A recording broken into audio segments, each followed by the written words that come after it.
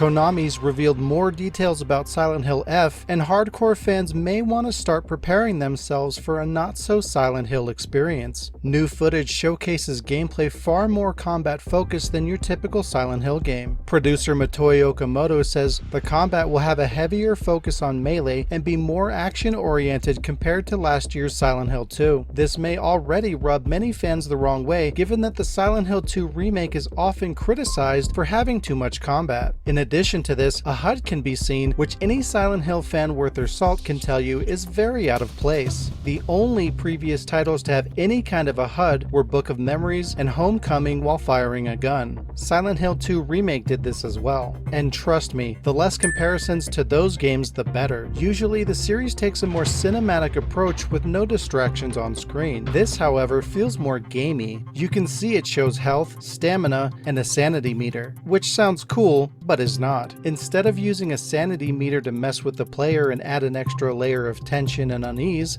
like Eternal Darkness for instance, sanity is a combat mechanic. When this meter is full, Hinako can use a special ability that allows her to more easily perform critical attacks. If she engages with enemies too long, it drains the meter, making her more vulnerable. It's been confirmed there will be no firearms whatsoever, making the combat a melee-focused experience with deteriorating weapons, dodges, counters, and of course a stamina bar. Some have even compared the game to Dark Souls in both terms of combat and difficulty. Wait, what the fuck? Isn't this supposed to be a survival horror game? What is this?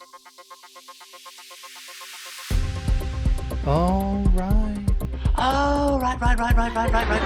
Now we turn to the setting. The premise of a Japanese Silent Hill sounds intriguing on paper, but not only is it questionable as to if it can be pulled off or not, it doesn't really make any sense. Silent Hill should take place in, well, Silent Hill. Hence the name. Yes, they've danced around the idea of being outside the town before, but they generally take you back to Silent Hill anyway. And the games have always kept its unique Japanese take on Western design. It's a core element of the brand. When you take the setting to Japan, it's a Japanese take on Japanese design. Taking a franchise with an identity born from a combination of Western and Eastern culture and removing one of them is just a bad decision. It didn't work when they tried to remove the Eastern side, and I doubt it'll work by removing the Western side. Another concern with Silent Hill F is the taint of social politics. Yep, here we go again, folks.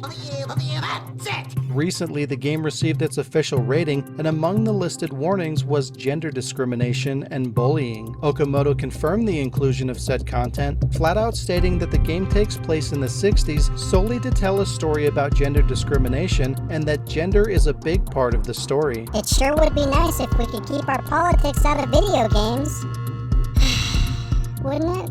Now look, I applaud the team at Neobards for trying to do something new and mix it up, at least in regard to the game design and setting, not the social political bullshit. There's no excuse for that. But given Silent Hill's history and the current state of the IP, it might be a better idea to focus on re-establishing the game's core identity and delivering on that before you start going off the deep end with wild ideas and new takes. But, as scriptwriter Ryukishi07 says, I'll leave it to all of you to decide whether it truly fits. Silent Hill F launches on September 25th, 2025 with two versions to choose from, the standard edition for $69.99 or the digital deluxe for $79.99, which of course includes the annoying 2-day early access to entice people to buy digital. Aside from early access, you'll get a pink rabbit costume. How did this turn into this? A digital art book, gross, and a digital soundtrack. Double gross. Be strong. Don't buy the digital. In fact, maybe don't buy it at all, at least not until after release, to get a bit more information before dropping $70 to $80. Just a thought.